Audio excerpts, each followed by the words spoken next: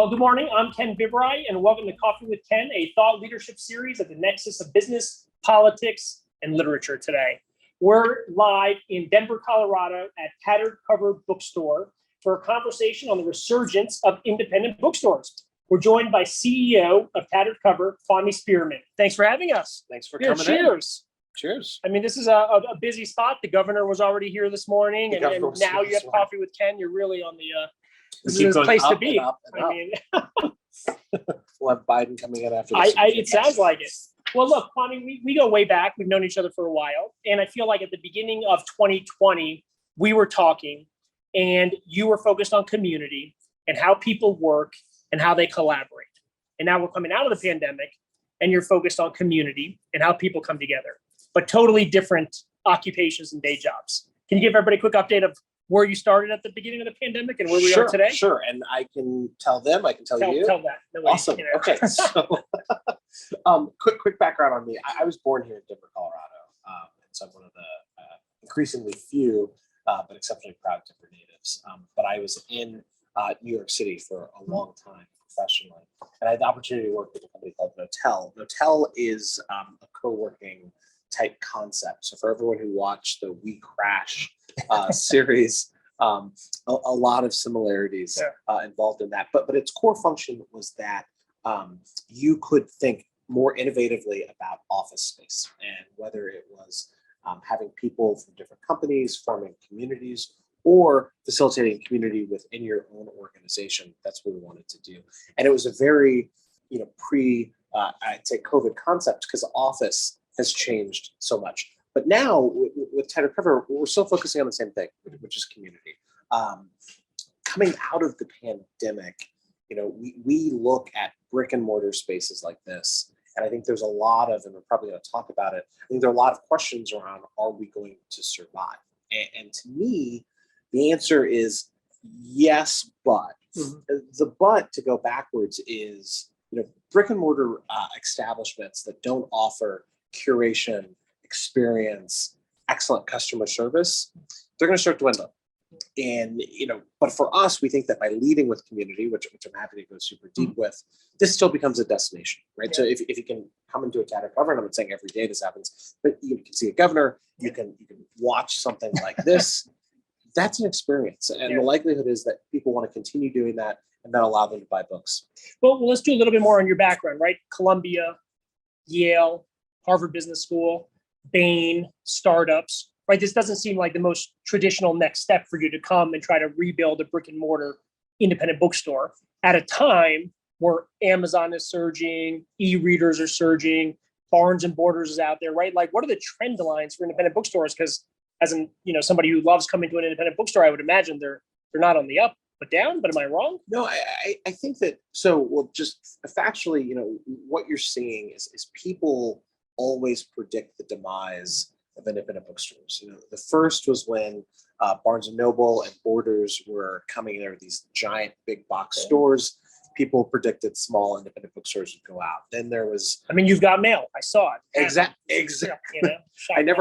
I always want to use that example, but I also never want to age myself. And so thank you for bringing it up. But that was a very, very good movie. You saw the same predictions with Kindles, right? Yeah. And this notion of the physical books. And then with Amazon, at each point, people have predicted the demise of independent bookstores. And each time they've been wrong. And I think the reason why is because independent bookstores play a very unique but necessary function in our communities, right? They are places that people can go and congregate. And for those who love to read, or for those who want to learn how to love to read, independent bookstores offer something that you can't find on Amazon. And the ability to come to a store like this, interact with our booksellers, that's an experience. And it has yet to be replicated by any of the disruptive forces that are playing. I think for me personally, I have what you would think would be an incredibly non-traditional background for independent bookstores, but I think, and I think a lot of people share this thought, during the pandemic, there was so much pain and so many things that were occurring. And my hope is that people felt almost well, compelled to serve, Yeah. right? Like it was one of those moments where, you go back to World War II, you go back to the days of Kennedy, ask not what you I felt that actually, because I was actually relatively safe. I was in Vermont, Yeah. and the world was on fire. I mean, literally and figuratively in the summer of 2020. And I sort of thought it is becoming increasingly selfish for me not to try to do something that betters the world. And so to take something like an independent bookstore, for those of you who are unaware of Tattered Cover's history, we've been around for 51 It's not years. just an independent bookstore. It's not just an independent bookstore. It's a part of the community. And I think even if you're not in Denver, your community over the past 2 years has probably seen a lot of businesses that you grew up knowing dying. And we thought we could save this one.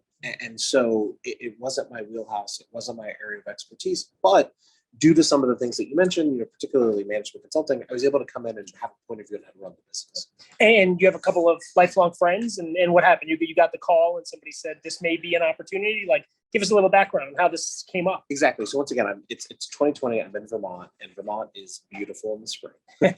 And so I'm just having an absolute blast. And a friend from growing up who actually worked at the Tattered Cover when he was 15. I'm 38. I think he's 38 as well. And so 23 years ago, he was at the Tattered Cover, and he kept in contact with people who both worked at Tattered Cover and also just followed the institution. And unfortunately, Tattered Cover was going through a lot of issues. Primarily, we were in the middle of the pandemic. There wasn't a strong cash reserve for the business, and when COVID hit, we had to lay off employees. We had to furlough some employees, and he reached out to the owners at the time with this idea. Can I help from a capital infusion perspective? Are you thinking about selling? And the owners were actually incredibly interested in selling the business. And as COVID, the unpredictability of COVID and the harshness of COVID continued, that became something that was essential to survive. And so he called me and asked me to serve. And I thought it was maybe the craziest thing I'd ever heard. But, I thought about it. I researched the industry, and it was really this call to service. And here I am. But independent bookstores have actually been on the uptick, right? I mean, they really bottomed out in like 2010, right? So I was a little surprised in my research that it's actually kind of something that is on an upward trajectory, it seems like, right? Correct. There are more independent bookstores, or better put, there were more independent bookstores in 2019 than there were in 2009. Wow. And I think it goes back to the resiliency of independent bookstores. We already are in people's hearts and minds, but I think we've done a really good job of staying in people's wallet books. Sure. The whole shop local movement was born out of independent bookstores, right? So this notion of like, how do you support your community with local businesses? Independent bookstores led that. And so once again, we're not like the cockroaches of retail. But if you liked cockroaches, we'd be the cockroaches of retail. Like, they were incredibly hard species to kill. Yeah, no, it's fascinating. One of the challenges I think you've spoken about that you would see with any business is building trust, right? And I feel like that's so amplified at an institution like this, right? Like, you have a legacy, a reputation, an involvement in the community. What has it been like through a pandemic, now coming out of it, with such a prestigious, iconic brand, to build trust with your employees, with the customer base, with the community at large? Like, how's that going at the same time as opening new locations and planning for growth, it seems like? Sure. And this is sort of like a leadership 101 thing. Yeah. You will rarely have trust on day one. And I say that was maybe one of my biggest mistakes as far as assumptions. Yeah.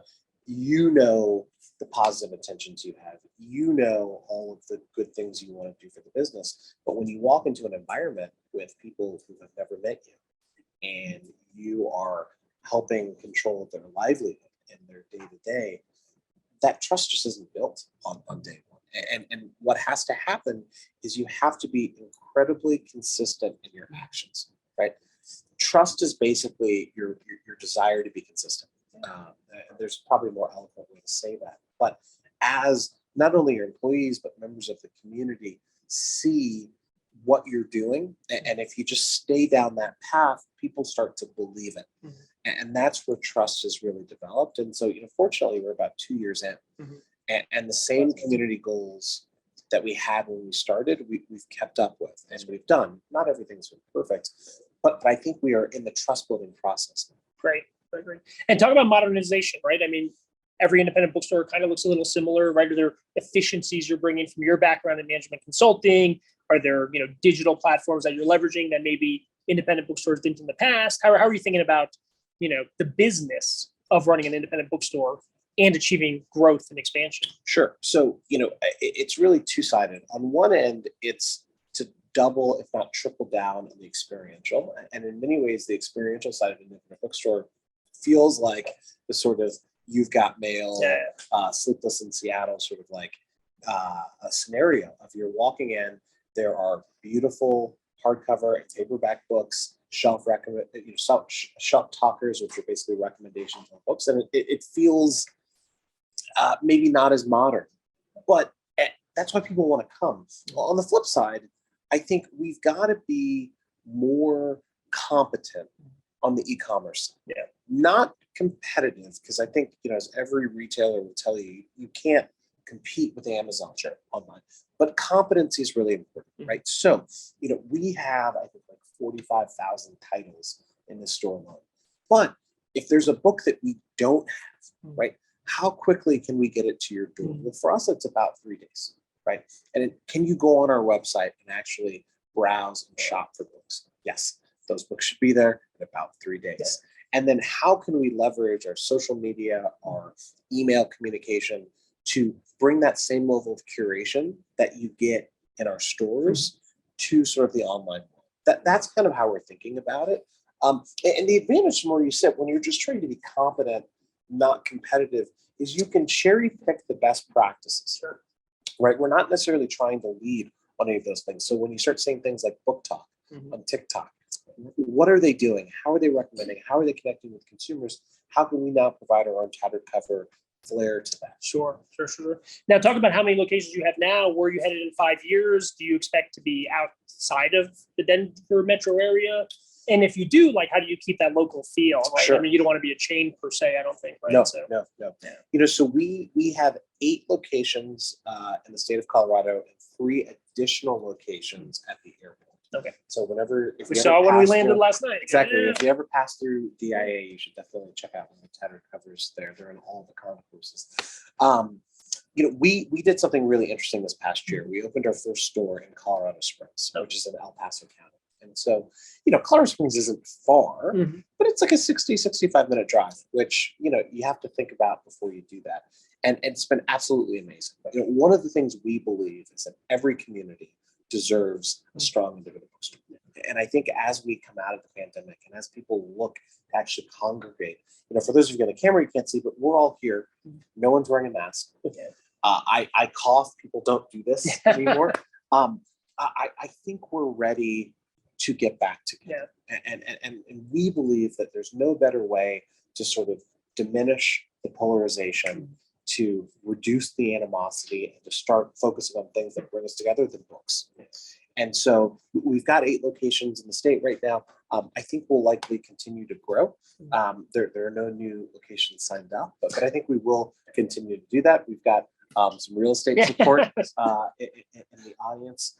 As far as going outside of Colorado, I don't know about that. We are so intrinsic to Colorado. I think our focus is, making sure that we're well placed throughout the state, and then we'll figure it out after that. Got it. Now, talk to me a little bit about the business of books, right? This is always kind of so fascinating, right? If you write a book, a publisher won't even look at it unless you have an agent, right? And then there's wholesalers, and then it comes to you, and there's a set price that you can't exceed that you charge for. What is the business of books, and what does disruption look like? Sure. So you nailed it, right? If you are an author, you really have 2 options. Option number 1 is you get an agent. That agent will take you to a publishing house. The publishing house will help you work with an editor. And if your book is selected, your book will be edited. They'll put a beautiful cover on that book. They'll put you on tour, the whole shebang, and you'll sell your book to Tattered Cover through your publisher. The other avenue is if you're self-published. And that's something that I think has really, really exploded over the past decade. There's one company that does self-publishing, but there's another one, Ingram Wholesalers, that allow people to self-publish. What that then does is you really become your own publicist, you become your own editor, and you can go direct to consumer. Hmm. And if your book really catches on, a lot of times then you find yourself with an agent and you go back on that ecosystem. For us, the business is super interesting, right? So a very non-known fact about books, we do not set the prices of books. Mhm.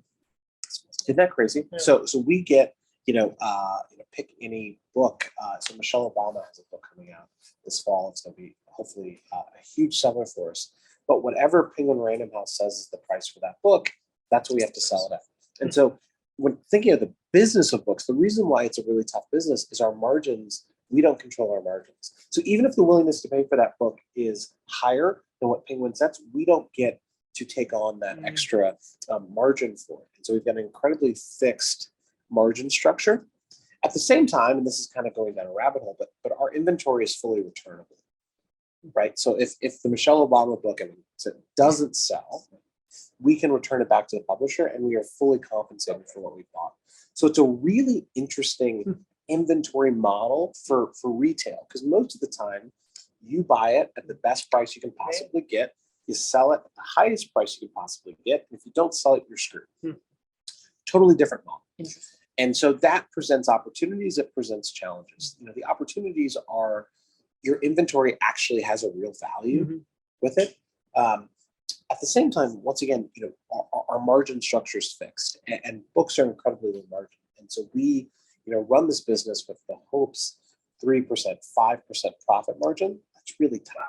It's really, really tight. So at Tattered Cover, you're the CEO, right? Like, what is it like being the CEO? What's it like dealing with staff and management and HR and all these other things that you probably studied about, dealt with a little bit at No-Tell, but you were probably doing other things, right? So Sure. And also working at a bookstore, I bet it's a bit of a labor of love, right? For employees, 1,000%. right? It's passion. They're not doing it to get rich, right? So how do you tap into that? How do you leverage that and motivate people? Totally.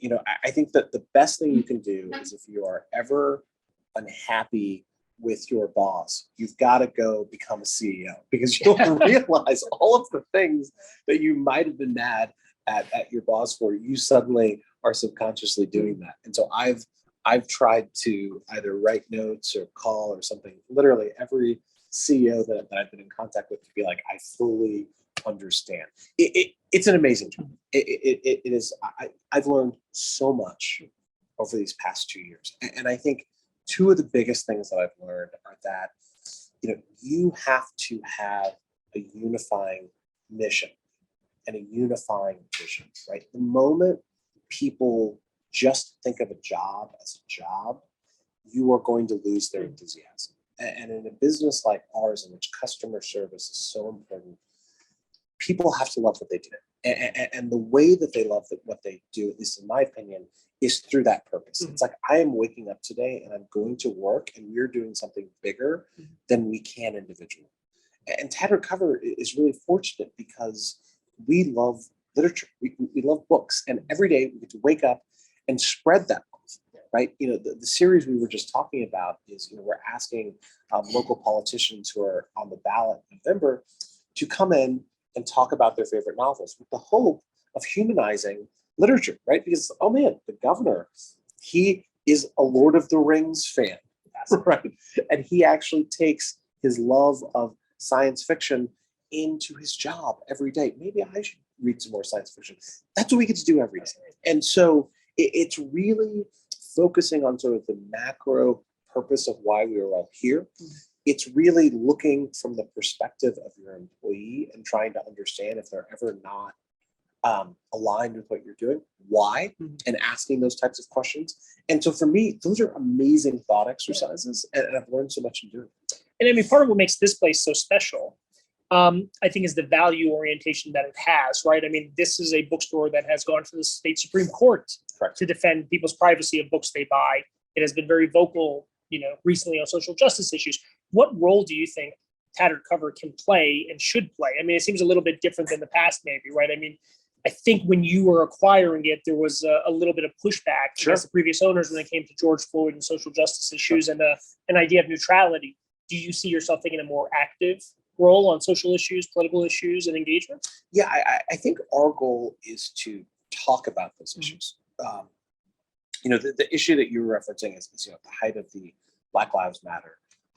Black Lives Matter movement, and after George Floyd was murdered, Tattered Cover decided to not have a voice in that. And I think what we realized collectively as an organization is we were the most well-suited to have a voice in that we have a wealth of literature, and that literature is knowledge, and knowledge is power.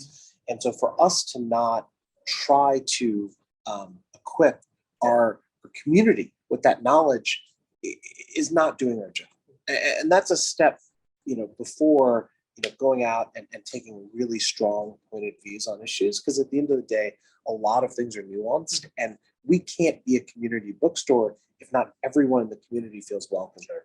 But there is a greater responsibility to really, really try to enrich the conversation and use our competitive advantage, which are books, to those types of situations. So to close it out, what have you learned that you think other brick and mortar stores, retailers should think about as they kind of navigate so much uncertainty? I mean, the brick and mortar industry has kind of, obviously suffered and evolved. So as you kind of double down on and look to scale yourself, what advice do you have for other owners and business operators to kind of, tap into that community spirit? I think experience is not all that matters, but it is so important. If you look at, my parents, who are not the youngest, they know how to get delivery items to their home right now. And so simple things, if you're just buying, 12 pairs of white socks, why would you ever go to a retailer to do that now? You should get that delivered to yourself. And so